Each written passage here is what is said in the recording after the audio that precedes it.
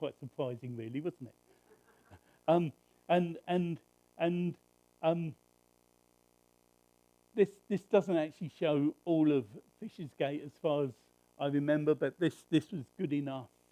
And we're thinking about 10 years of being here at Fisher's Gate this morning. And as we thought about it, I was thinking about what we have come to do in Fisher's Gate and all that's happened over the last 10 years. And, you know, when we moved from our church in Hove to open the church here, there was one thing that we were wanting to do, and that is just simply share God's love with the people in Fisher's Gate. To share God's message of salvation, of freedom, of love to all the people here. And I think that over the last 10 years, we've done quite well in being able to do a lot of that. And I just want to just go through 10 years. You see, when we started here 10 years ago, the church had been closed for a while. And we wanted to open the church. And as I said earlier, the first thing that we did was open the church on a Sunday with a harvest festival.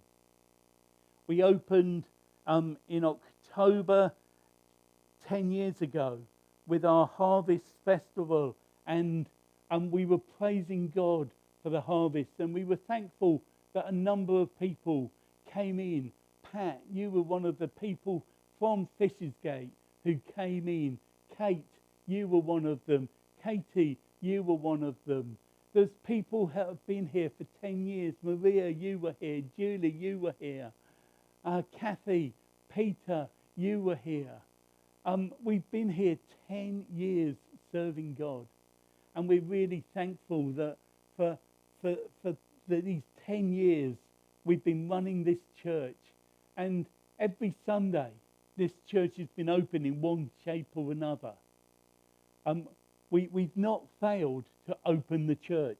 We had a few problems during lockdown, but we were able to still open the church. Nobody was allowed in, and we broadcast online, but we still managed to get a church service every Sunday. And so for the last 10 years, this church has been open every Sunday. We now open twice on Sundays. So it's really good that we're able to be here Sunday mornings and again Sunday evenings. And the other thing that we've been doing is we've been meeting during that time with our prayer meetings and our Bible studies. During the week we come together to pray for this community, to pray for the work of the church and study God's Word. And so we've been doing these things as a way of strengthening us and preparing to bring God's love. Now, there was one thing that was still running 10 years ago when we arrived here at this church. And that one thing that was running was Kids Club. Kids Club was running here in this place, and we're really grateful for the work of Kids Club. Chris and Debbie Jarvis, who were coming along every Monday and running Kids Club. And the people that were coming along with them to help them, it would have been Lynn and others were coming. Archie were coming along on Mondays and running Kids Club. But nobody from the church was part of that because the church was effectively closed at that time. But for the last 10 years, we've been able to continue the work of Kids Club. And there's the purpose of Kids Club is to share God's love with these young children, but also to reach their families. And there's a story that I'll just share with you of one girl who was here sitting in one of these seats on a Monday evening.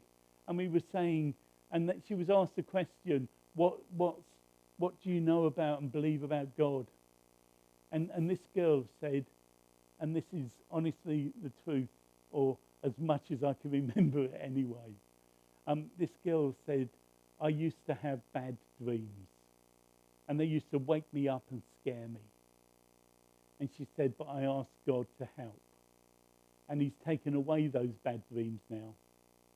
And now I have good dreams, and I'm able to sleep all night. But then she said something else. And she said, and now my dad believes in God as well. And I thought, that's exactly what Kids Club is trying to do.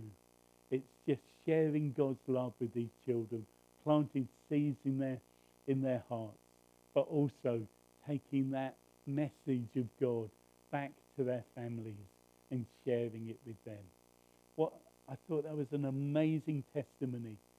So sweet and so innocently she came out with that. But that has meant so much to me over the years that we can never know what God is doing when we share his love. So Kids Club has been going for 10 years, and we're really grateful for that. One of the things that we started soon after we got here was our mother and toddler group, Tiddlers. And that, again, has been going for many years now. And God has provided amazingly for that group. You know, all the moms and everything were coming along saying, you need to charge more. All the other groups charged lots more for coming. And at the time, I think we were charging $150 for them to come along each week. And it was at the time of the financial crisis where inflation was going up, all the fuel and heating and everything and costs were going up. And we just said, we're going to trust God. And so instead of putting our prices up, we brought them down. And we put them down to £1. And said, look, we're not going to charge you $1.50. We're not going to charge you £2. The other groups that you go to can do what they like. We're putting our prices down. And God has blessed us. You know, that group has gone on from strength to strength. And, you know, we've been able to witness that God's provision is what counts. And so we've been able to run Tiddlers. We started at one stage running it for 2 days a week, but now we've gone back and we're just running Tiddlers for 1 day a week. And you know, there's lots of other things that we've done. I just want to talk about our charity shop. Our charity shop started 7 years ago. Well, it didn't start 7 years ago. We took it over from City Coast Church. And the reason why they wanted to stop running it was because it was costing them too much money and they were losing money. And so they offered it to us. And we took it over. Now, that might seem like a bit of a strange thing to do, to take on a shop that's losing money, but we took it on in a different way from the way that they were running it. They were paying people to run the shop, and we just asked for people to volunteer in the shop. And for the last 7 years, we've run the shop 6 days a week with volunteers. And I was just doing some really, really rough, quick sums. And the shop is purely run on donations that come in. People bring the stuff in. It's cleaned and it's hung up and it's made ready by the volunteers and put on sale. And do you know what? I think that we've had probably £60,000 worth of donations given to that shop over the last 7 years. And that's an amazing amount that has allowed us to pay the rent, to pay the council the rent that they charge us for the shop, which is not insubstantial. It's quite a lot, and they're just about to put it up again. But the money has come in. We've paid the bills. We've paid for the heating and the lighting and the rates and the rent and everything, and had money left over. And that charity shop has enabled us to purchase and run our minibus. That charity shop has supported the children's and the youth work here in the church.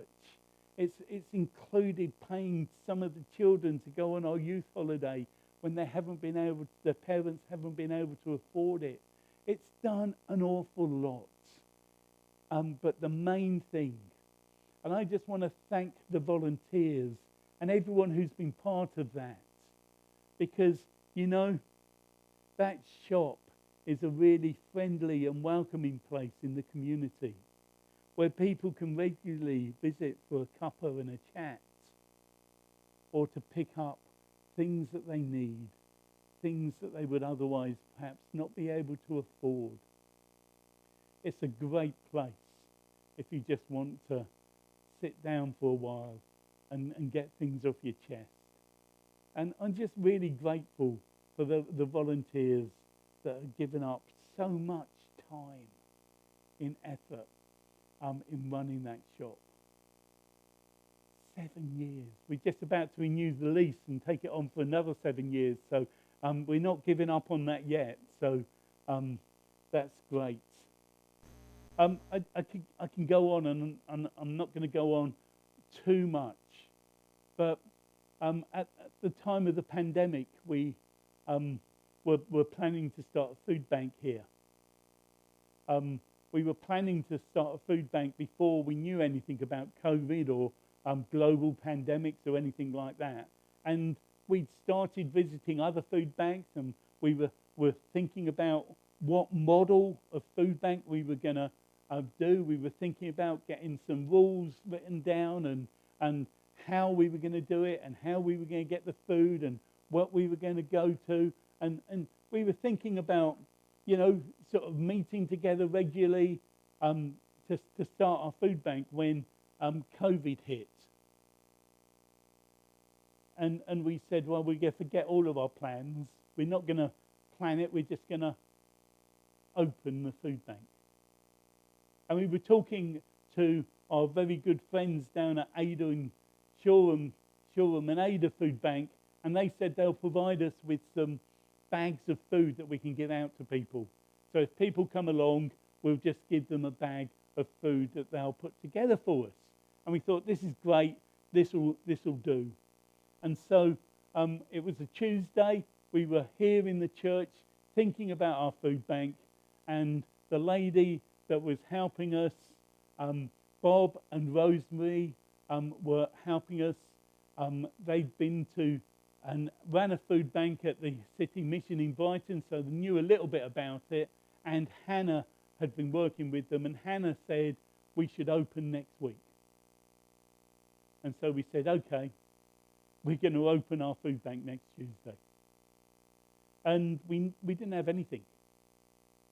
We didn't have any food to give out. But this is where God and his amazing provision comes in. I want you to think about harvest and how God provides. You know, we decided on that Tuesday to open our food bank. On the Wednesday morning, I got a phone call. And it said, hello, I'd like to speak to the person from the Lighthouse Church. And I said, that's me. And they said, we're phoning from Fairshare in Brighton. We've heard that you're opening a food bank. And I said, how did you hear that? We only decided yesterday to open. And she said, I don't know, I've just been asked to phone you. And she said, can we provide some food for you? And I said, that would be great. We're planning on opening our food bank next Tuesday. And she said, okay, we'll deliver some food to you on Monday. And I said, thank you very much. What time are you coming? And they said, it'll be Monday morning. And I said, we'll make sure that we're here. On the Thursday of that week, I've told this is amazing. I got an email, and it was an email from that was sent to me from another company called UK Harvest. And this email said we have some surplus food that we are sure the people of Fishersgate would like to receive. Would you be able to help giving this food out? And I emailed back saying, yes, we're opening a food bank on Tuesday and we haven't got any food at the moment.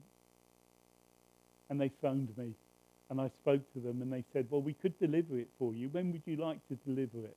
I said, well, we're opening on Tuesday. They said, okay, we'll deliver it on Monday. Monday morning came, FareShare turned up with a lorry full of food. UK Harvest, and I just want to say that UK Harvest are a great charity that have helped us immensely and done amazing things for us. They turned up with all of this fresh food. They turned up with vegetables, with fruit. They turned up with so much. We had all of our tables out in the hall upstairs, absolutely stacked full of food. We advertised our food bank on Facebook and we put a note round all the doors in the area saying we were opening our food bank. And we opened on Tuesday and a few people came along and said, this is great, we need food. At the time, the supermarkets were, the shelves in the supermarkets were completely empty. We were about to go into lockdown. Nobody could get any food, and yet we had a hall full of so much food that actually we were bagging it up and taking it out in cars to deliver it to different families that we knew, and we were just trying to give it away so that it didn't go to waste. And the amazing thing is that our food bank has continued week in, week out. And not only are we running the food bank on Tuesday, we also run our community cafe on Tuesdays. And we are just really grateful that we're able to provide a free breakfast to anybody that comes along and wants it. I'll just tell you, I'm going to go on for too long, I know I am, but there was one Tuesday, we were on our way down here, coming down to the food bank, and Julie and the cafe, and Julie said to me, we haven't done the shopping. I've forgotten to get the stuff we need. And I said to her, what do we need? She said, we need bread, we need bacon, we need sausages, we need butter, we need milk. We haven't got any of it. I said, well, all we can do is go and set the food bank up and we'll go to the shop. And so we came down here. We had a car full of food that we collected from a supermarket. And so we set the food bank up. And while we were setting the food bank up, our lovely friends from UK Harvest turned up. And you'll never guess what they brought us. They brought us bread, they brought us milk, they brought us butter, they brought us sausages, they brought us bacon, they brought us everything that we needed, and not just enough for that week, but enough for about the next 2 months. God is amazing. And when we trust him, and when we put our hope in him, when we let him lead and guide us, he does amazing things.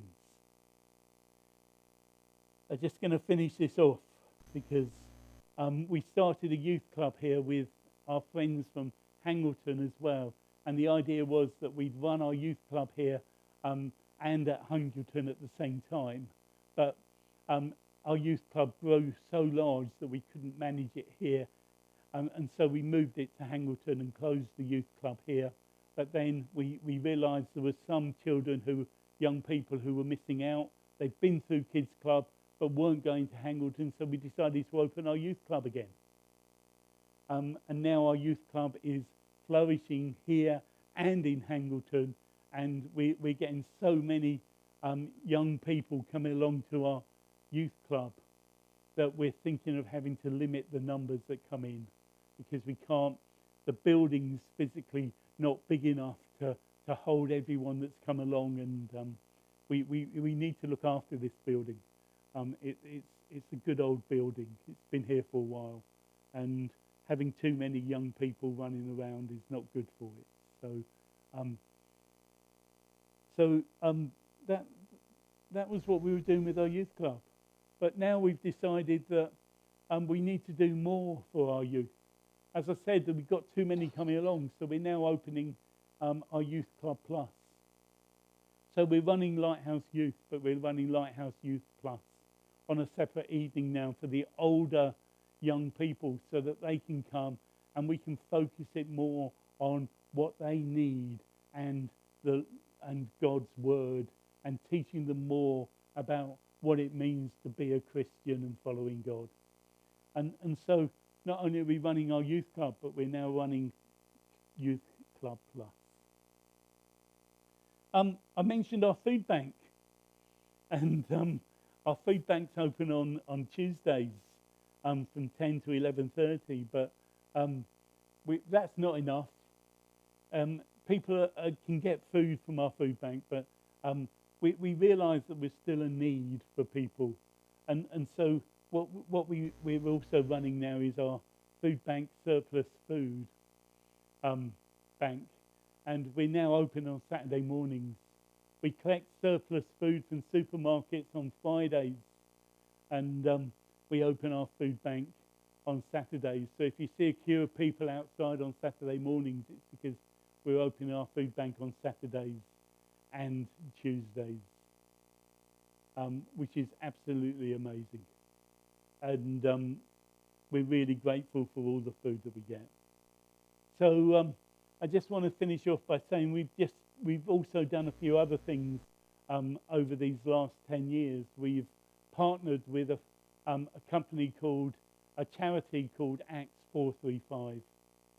And what Acts 435 does is they use a crowdfunding type of platform in order to help people in need who perhaps can't afford white goods and things like that. So if somebody, for instance, their washing machine's gone wrong and they can't afford a new one, a family, then we can apply to Acts 435 and receive up to £200 worth of funding to help them to purchase that. And we've helped over 40 people